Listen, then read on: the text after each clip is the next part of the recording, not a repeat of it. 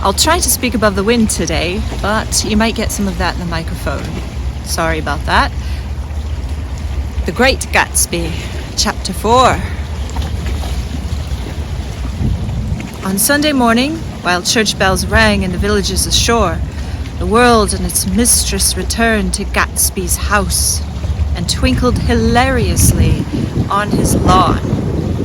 "He's a bootlegger," said the young ladies, moving somewhere between his cocktails and his flowers. One time he killed a man who had found out that he was nephew to von Hindenburg and second cousin to the devil. "Reach me a hose, honey, and pour me a last drop into that there crystal glass." Once I wrote down on the empty spaces of timetables the names of those who came to Gatsby's house that summer. It is an old-time table now, disintegrating at its folds and headed, "This schedule in effect, July 5th, 1922. But I can still read the grey names, and they will give you a better impression than my generalities of those who accepted Gatsby's hospitality and paid him the subtle tribute of knowing nothing whatever about him.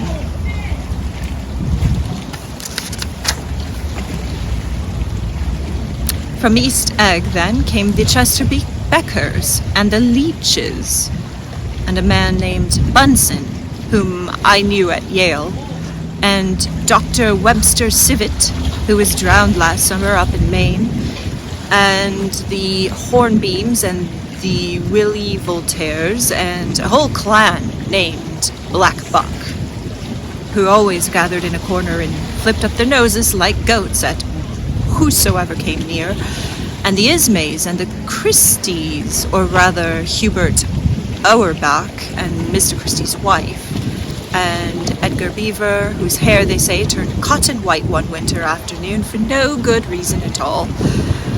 Clarence Endy was from East Egg, as I remember.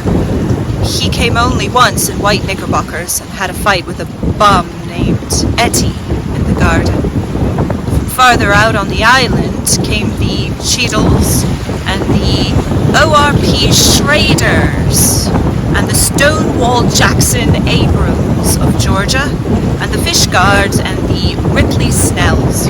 Snell was there 3 days before he went into the penitentiary, so drunk, out on a gravel drive, that Mrs. Ulysses Sweat's automobile ran over his right hand. The Danceys came too, and S.B. Whitebait, who was well over 60, and Maurice A. Flink, and the Hammerheads, and Beluga the tobacco importer, and Beluga's girls. From West Egg came the Poles and the Bulraddies, and Cecil Roebuck, and Cecil Shoin, and Gulick, the state senator, and Newton Orchid, who controlled film's par excellence, and Eckhoust, and Clyde Cohen, and Don S. Schwartze, the son, and Arthur McCarty, all connected with the movies in one way or another, and the Catlibs, and the Bembergs, and G. Earl Muldoon, brother to that Muldoon who afterwards strangled his wife.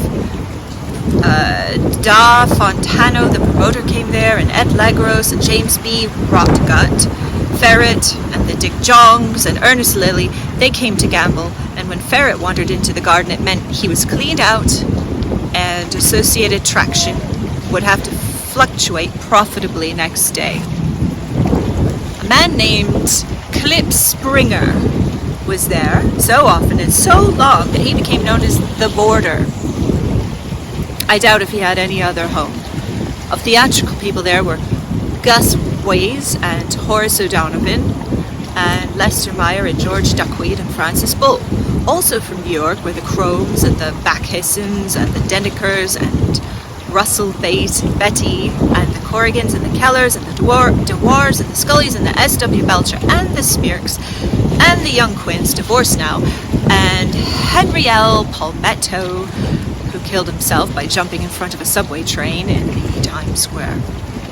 Benny McClanahan arrived always with 4 girls. They were never quite the same ones in physical person, but they were so identical one with another that it inevitably seemed that they hadn't been there before. I have forgotten their names. Jacqueline, I think, or else Consuela, or Gloria, or Judy, or June. And their last names were either the melodious names of flowers and months, or the sterner ones of the great American capitalists whose cousins, if pressed, would confess themselves to be. In addition to all these, I can remember that Faustina O'Brien came there at least once, and the Baedeker girls and young Brewer, who had his nose shot off in the war, and Mr. Albruxberger and Miss Hagg, his fiancée, and Ardita Fitzpeters, and Mr. P. Jewett, once head of the American Legion, and Miss Claudia Hip, with a man reputed to be her chauffeur, and a prince of something whom we called Duke, and whose name, if I ever knew it, I have forgotten. All these people came to Gatsby's house in the summer. At 9 o'clock one morning, late in July, Gatsby's gorgeous car lurched up the rocky drive to my door and gave out a burst of melody from a 3-noted horn. It was the first time he had called on me, though I had gone to 2 of his parties, mounted in his hydroplane, and at his urgent invitation made frequent use of his beach. Good morning, old sport. You're having lunch with me today, and I thought we'd ride up together. He was balancing himself on the dashboard of his car with that resourcefulness of movement that is so peculiarly American, that comes, I suppose, with the absence of lifting work or rigid sitting in youth, and even more with the formless grace of our nervous, sporadic games. This quality was continually breaking through his punctilious manner in the shape of restlessness. Punctilious. I should look that word up later. Wonder if it means punctual like. Anyway, yes, he was restless. He was never quite still.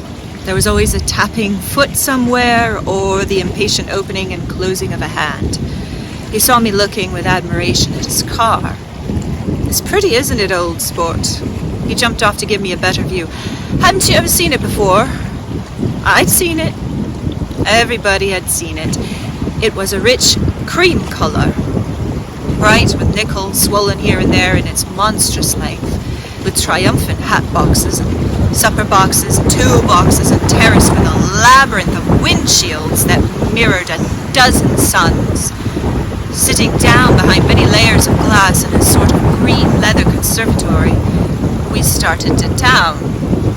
I had talked with him perhaps a half a dozen times in the past month, and found, to my disappointment, that he had little to say.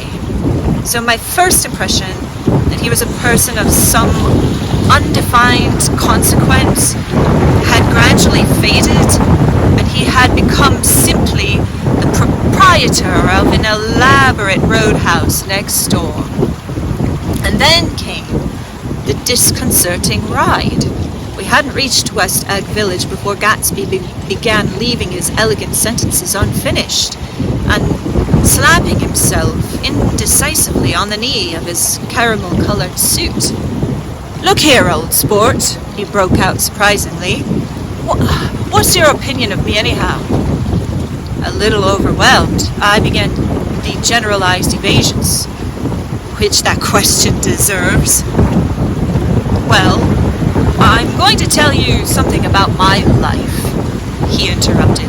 "I don't want you to get the wrong idea of me from all these stories you hear." So he was aware of the bizarre accusations that flavored conversation in his halls. "I'll tell you the God's truth."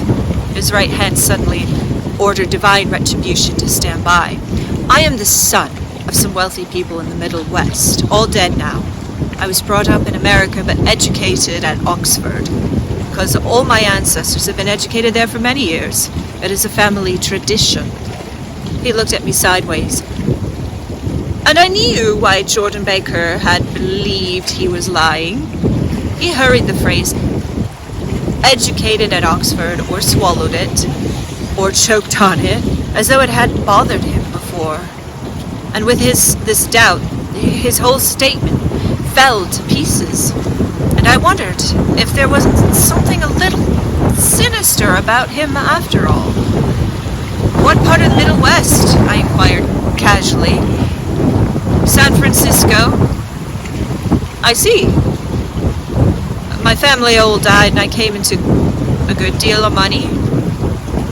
His voice was solemn, as if the memory of that sudden extinction of a clan still haunted him. For a moment I suspected that he was pulling my leg, but a glance at him convinced me otherwise. After I lived like a young Rajah in all the capitals of Europe, Paris, Venice, Rome, collecting jewels, chiefly rubies, hunting big game, painting a little, things for myself only, and trying to forget something very sad that had happened to me long ago.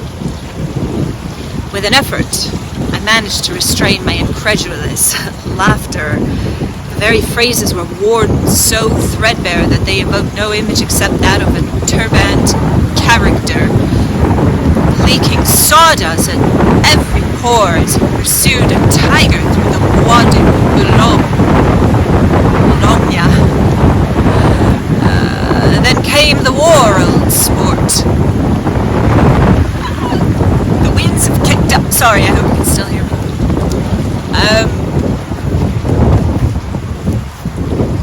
Then came the war, old sport. It was a great relief. I tried very hard to die, but I seemed to bear an enchanted life. I accepted a commission as first lieutenant when it began. In the Argonne Forest, I took 2 machine gun detachments so far forward that there was a half-mile gap on either side of us, where the infantry couldn't advance. We stayed there 2 days and 2 nights, 130 men with 16 Lewis guns. And when the infantry came up at last, they found the insignia of 3 German divisions among the piles of dead. I was promoted to be a major, and every Allied government gave me a decoration, even Montenegro. Little Montenegro, down on the Adriatic Sea. Little Montenegro? He lifted up the words and nodded at them with his smile. The smile comprehended Montenegro's troubled history and sympathized with the brave struggles of the Montenegrin people. It appreciated fully the chain of national circumstances which had elicited this tribute from Montenegro's warm little heart. My incredulity was submerged in fascination now. It was like skimming hastily through a dozen magazines. He reached into his pocket. A piece of metal slung on a ribbon fell into my palm. That's the one from Montenegro. To my astonishment, the thing had an authentic look. Orderi di Danilo. Orderi di Danilo, ran the circular legend. Montenegro, Nicholas Rex. Turn it. Major J. Gatsby, I read, for valor extraordinary. Here's another thing I always carry. A souvenir of Oxford days. It was taken in Trinity Quad. The man on my left is now the Earl of Dorchester. It was a photograph of half a dozen young men in blazers loafing in an archway through which were visible a host of spires. There was Gatsby, looking a little, not much, younger, with a cricket bat in his hand. Then it was all true. I saw the skins of tigers flaming in his palace on the Grand Canal. I saw him opening a chest of rubies to ease with their crimson lighted depths the gnawings of his broken heart. I'm going to make a big request of you today, he said, pocketing his souvenirs with satisfaction. So I thought you ought to know something about me. I didn't want you to think I was just some nobody. You see, I usually find myself among strangers because I drift here and there trying to forget the sad thing that happened to me. He hesitated. You'll hear about it this afternoon. No, this afternoon. I happened to find out that you're taking Miss Baker to tea. Do you mean you're in love with Miss Baker? No, old sport, I'm not. But Miss Baker has kindly consented to speak to you about this matter. I hadn't the faintest idea of what this matter was, but I was more annoyed than interested. I hadn't asked George to tea in order to discuss Mr. J. Gatsby. I was sure the request would be something utterly fantastic, and for a moment I was sorry that I'd ever set foot upon his overpopulated lawn. He wouldn't say another word. His correctness grew on him as we neared the city. We passed Port Roosevelt, where there was a glimpse of red-belted ocean-going ships, and sped along a cobbled slum lined with the dark, undeserted saloons of the faded gilt 1900s. Then the Valley of Ashes opened out on both sides of us, and I had a glimpse of Mrs. Wilson straining at the garage pump with painting vitality as we went by. With fenders spread like wings, we scattered light through half Long Island City. Only half, for as we twisted among the pillars of the elevated, I heard the familiar junk, junk, spat of a motorcycle, and a frantic policeman rode alongside. "All right, old sport," called Gatsby. We slowed down. Taking a white card from his wallet, he waved it before the man's eyes. "Right you are," agreed the policeman, tipping his cap. "Know you next time, Mr. Gatsby. Excuse me." "What was that?" I inquired. "A picture of Oxford?" I was able to do the commissioner a favor once, and he sends me a Christmas card. Every year. Over the great bridge, with the sunlight through the girders, making a constant flicker upon the moving cars, with the city rising up across the river in white heaps, sugar lumps, all built with a wish out of the non-olfactory money. The city scene from the Queensborough Bridge is always the city scene for the first time, and its first wild promise of all the mystery and the beauty in the world. A dead man passed us in a hearse, heaped with blooms, followed by 2 carriages with drawn blinds, and by more cheerful carriages for our friends. The friends looked out at us with the tragic eyes and short upper lips of southeastern Europe, and I was glad that the sight of Gatsby's splendid car was included in the somber holiday. As we crossed Blackwell's Island, a limousine passed us, driven by a white chauffeur, in which sat 3 modish Negroes, 2 bucks and a girl. I laughed aloud as the yolks of their eyeballs rolled toward us in a haughty rivalry. Anything can happen now that we're slid over this bridge, I thought. Anything at all. Even Gatsby could happen, without any particular wonder. Roaring noon, in a well-fanned 42nd Street cellar, I met Gatsby for lunch. Blinking away the brightness of the street outside, my eyes picked him out obscurely in the anteroom, talking to another man. "Mr. Carraway, this is my friend, Mr. Wolfsheim." A small, flat-nosed Jew raised his large head and regarded me with 2 fine growls of hair which luxuriated in either nostril. After a moment I discovered his tiny eyes in the half-darkness. "So I took one look at him," said Mr. Wolfsheim, shaking my hand earnestly. "And what do you think I did?" "What?" I inquired politely. But evidently he was not addressing me, for he dropped my hand and covered Gatsby's with his expressive nose. I handed the money to Catspog, and I said, "All right, Catspog, don't pay him a penny till he shuts his mouth." He shut it then, and there. Gatsby took an arm of each of us and moved forward into the restaurant, whereupon Mr. Wolfsheim swallowed a new sentence he was starting and lapsed into a somnambulatory abstraction. "Highballs?" asked the head waiter. "This is a nice restaurant here," said Mr. Wolfsheim, looking at the Presbyterian nymphs on the ceiling. "But I like across the street better." "Yes, highballs," agreed Gatsby. And then to Mr. Wolfsheim, "It's not too hot over there." "Hot and small, yes," said Mr. Wolfsheim, "but full of memories." What place is that? I asked. The old Metropole. The old Metropole, brooded Mr. Wolfsheim gloomily. Filled with faces dead and gone, filled with friends now and forever. I can't forget so long as I live the night they shot Rosie Rosenthal there. It was the 6 of us at the table. And Rosie had eat and drunk a lot all evening. When it was almost morning, the waiter came up to him with a funny look and says nobody wants to speak to him outside. All right, says Rosie, and begins to get up, and I pulled him down in his chair. Let the bastards come here if they want you, Rosie, but don't you, so help me, move outside this room. It was 4 o'clock in the morning then, and if we'd raised the blinds, we'd have seen daylight. Did he go? I asked innocently. Sure he went. Mr. Wolfsheim's nose flashed at me indignantly. He turned around in the door and says, don't let that waiter take away my coffee. Then he went out on the sidewalk and they shot him 3 times in his full belly and drove away. 4 of them were electrocuted, I said, remembering. 5 with Becker.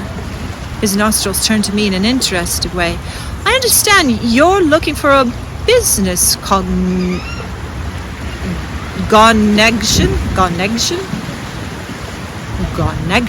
That's an interesting word, isn't it? The juxtaposition of these 2 remarks was startling. Gatsby answered for me. Oh no, he exclaimed. This isn't the man. No? Mr. Wolfsheim seemed disappointed. This is just Fred. I told you we'd talk about that some other time. I beg your pardon, said Mr. Wolfsheim. I had the wrong man. A succulent hash arrived, and Mr. Wolfsheim, forgetting the more sentimental atmosphere of the old Metropole, began to eat with furious delicacy. Delicacy. His eyes, meanwhile, roved very slowly all around the room. He completed the arc by turning to inspect the people directly behind. I think that, except for my presence, he would have taken one short glance beneath our own table. Look here, old sport, said Gatsby, leaning towards me. I'm afraid I made you a little angry this morning in the car. There was a smile again, but this time I held out against it. I don't like mysteries, I answered, and I don't understand why you won't come out frankly and tell me what you want. Why has it all got to come through Miss Baker? Oh, it's nothing underhand, he assured me. Miss Baker's a great sportswoman, you know, and she'd never do anything that wasn't all right. Suddenly he looked at his watch, jumped up, and hurried from the room, leaving me with Mr. Wolfsheim at the table. He has to telephone, said Mr. Wolfsheim, following him with his eyes. Fine fellow, isn't he? Handsome to look at, and a perfect gentleman. Yes, he's an Oxford man. Oh, he went to Oxford College in England. You know, Oxford College. I've heard of it. It's one of the most famous colleges in the world.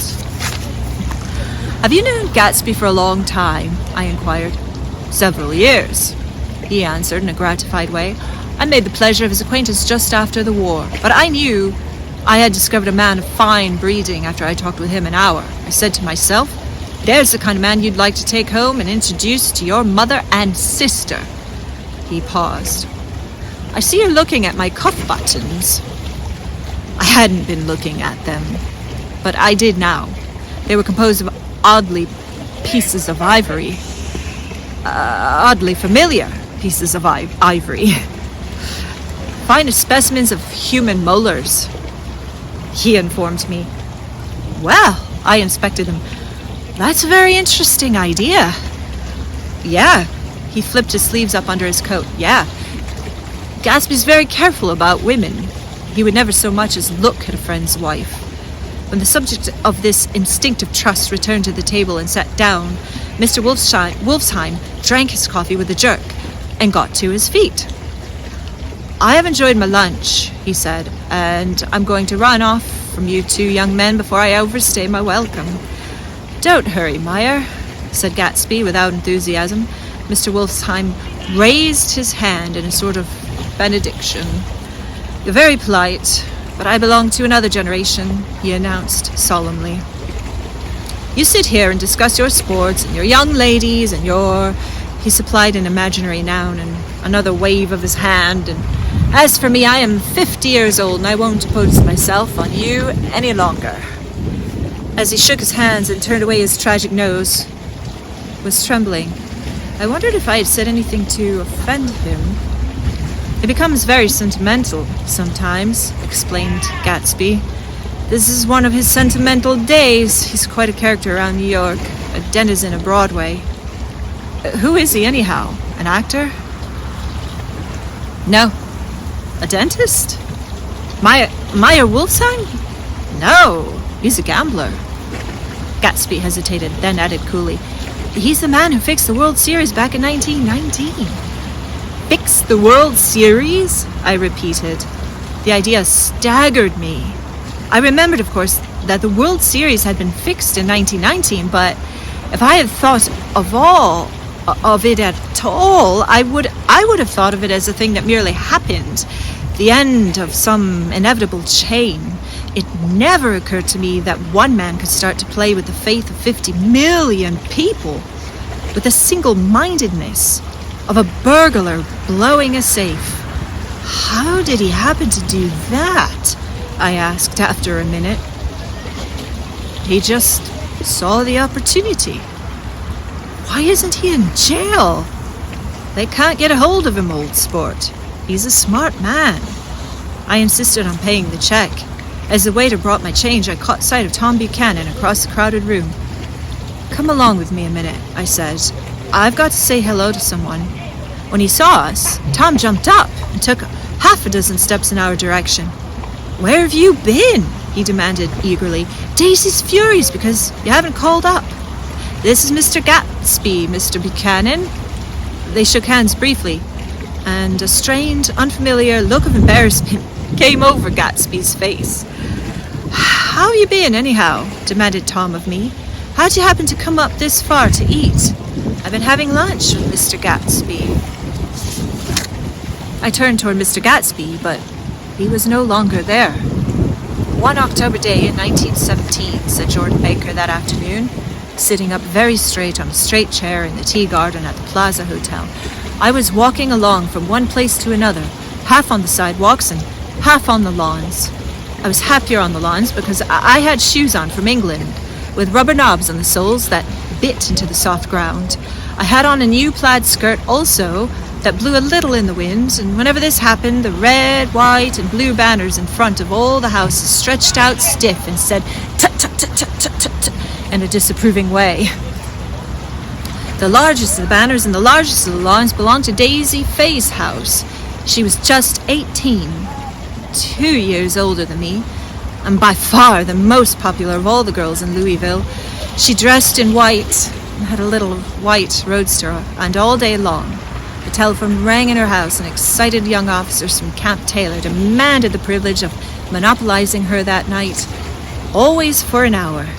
When I came opposite her house that morning, her white roadster was beside the curb, and she was sitting in it with a lieutenant I have never seen before. They were so engrossed in each other that she didn't see me until I was 5 feet away. Hello, Jordan, she called unexpectedly. Please, come here. I was flattered that she wanted to speak to me because of all the older girls, I admired her most. She asked me if I was going to the Red Cross and make bandages. I was. Well, then, would I tell them that she couldn't come that day? The officer looked at Daisy while she was speaking, in a way that every young girl wants to be looked at sometime, and because it seemed romantic to me, I have remembered the incident ever since. His name was J. Gatsby, and I didn't even lay eyes on him again for over 4 years. Even after I'd met him on Long Island, I didn't realize it was the same man. That was 1917. By the next year, I had a few beaux myself, and I began to play in tournaments. So I didn't see Daisy very often. She went with a slightly older crowd, and she went with anyone at all. Wild rumors were circulating about her, how her mother had found her packing a bag one winter night to go to New York and say goodbye to a soldier who was going overseas. She was effectually prevented. She wasn't on speaking terms with her family for several weeks. After that, she didn't play around with soldiers anymore, but only with a few flat-footed, short-sighted young men in town who couldn't get into the army at all. By the next autumn, she was gay again, gay as ever. She had a debut after the armistice, and in February she was presumably engaged to a man from New Orleans. In June, she married Tom Buchanan of Chicago, with more pomp and circumstance than Louisville ever knew before. He came down with 100 people in 4 private cars and hired a whole floor of the Seelbach Hotel. And the day before the wedding, he gave her a string of pearls valued at $350,000. I was bridesmaid. I came into her room half an hour before the bridal dinner and found her lying on her bed as lovely as the June night in a flowered dress, and as drunk as a monkey. She had a bottle of Sauterne in one hand and a letter in the other. "Congratulate me," she muttered. "Never had a drink before, but oh, I do enjoy it." I was scared, I can tell you. I'd never seen a girl like that before. "Here, dears." She groped around in a wastebasket she had on with her on the bed and pulled out a string of pearls. "Take 'em downstairs and give 'em back to whoever they belong to. Tell 'em all Daisy's changed her mind. Say, Daisy's a change her mind. Daisy's a change her mind." She began to cry. She cried and cried. I rushed out and found her mother's maid. We locked the door and got her into a cold bath. She wouldn't let go of the letter. She took it into the tub with her and squeezed it up into a wet ball, and only let me leave it in with soap dish when she saw that it was coming to pieces like snow. But she didn't say another word. She gave her spirits of ammonia and put ice on her forehead and hooked her back into a dress. And half an hour later, when we walked out of the room, the pearls were around her neck and the incident was over. Next day at 5 o'clock, she married Tom Buchanan without so much as a shiver and started off on a 3-month trip to the South Seas. I saw them in Santa Barbara when they came back, and I thought I'd never seen a girl so mad about her husband. If he left the room for a minute, she'd look around uneasily and say, "Where's Tom gone?" and wear the most abstracted expression until she saw him coming in the door. She used to sit on the sand with his head in her lap by the hour, rubbing her fingers over his eyes and looking at him with unfathomable delight. It was touching to see them together. It made you laugh in a hushed, fascinated way. That was in August. A week after I left Santa Barbara, Tom ran into a wagon on the Ventura Road one night and ripped a front wheel off his car. The girl who was with him got into the papers too because her arm was broken. She was one of the chambermaids in the Santa Barbara Hotel. The next April, Daisy had her little girl, and they went to France for a year. I saw them one spring in Cannes, later in Deauville, and then they came back to Chicago to settle down. Daisy was popular in Chicago, as you know. They moved with a fast crowd, all of them young and rich and wild, but she came out with an absolutely perfect reputation. Perhaps because she doesn't drink. It's a great advantage not to drink among hard-drinking people. You can hold your tongue, and moreover, you can time any little irregularity of your own so that everybody else is so blind that they don't see or care. Perhaps Daisy never went in for armor at all, and yet there's something in that voice of hers. Well, about 6 weeks ago, she heard the name Gatsby for the first time in years. It was when I asked you, do you remember if you knew Gatsby in the West Egg? After you had gone home, she came into my room and woke me up and said, "What's Gatsby?" And when I described him, I was half asleep, and she said, in the strangest voice, that it must be the man she used to know. It wasn't until then that I connected this Gatsby with the officer in her white car. When Jordan Baker had finished telling this, we had all left the plaza for half an hour and were driving in a Victoria through Central Park. The sun had gone down behind the tall apartments of the movie stars in the West 50s, and the clear voices of girls, already gathered like crickets on the grass, rose through the hot twilight. I'm the Sheik of Araby. Your love belongs to me. At night when you're asleep, into your tent I'll creep. It was a strange coincidence, I said, but it wasn't a coincidence at all. Why not? Gatsby bought that house so that Daisy would be just across the bay. Then it had not been merely the stars to which he had aspired on that June night. He came alive to me, delivered suddenly from the womb of his purposeless splendor. He wants to know, continued Jordan, if you'll invite Daisy to your house some afternoon and then let him come over. The modesty of the demand shook me.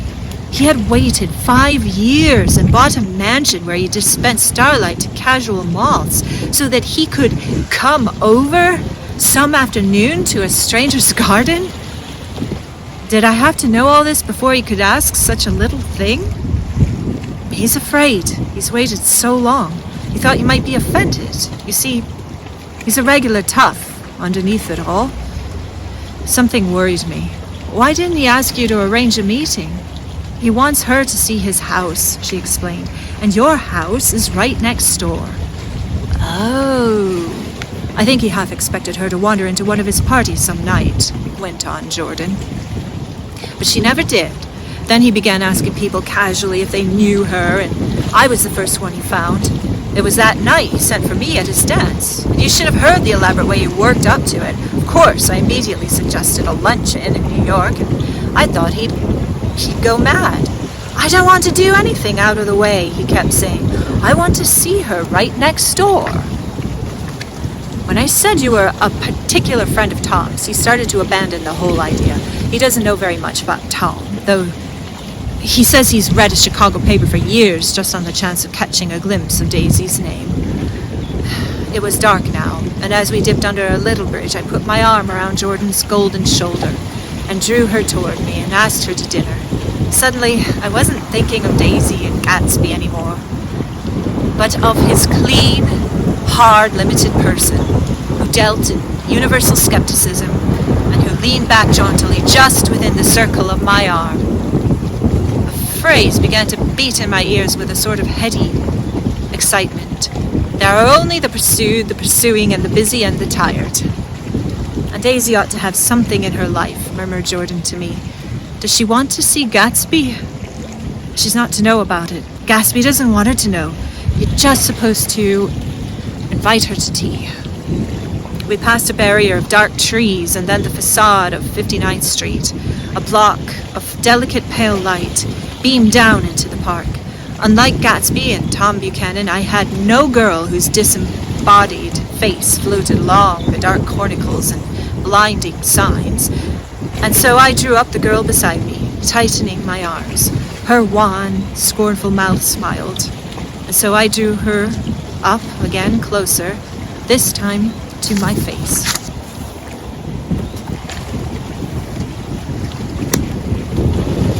That's it.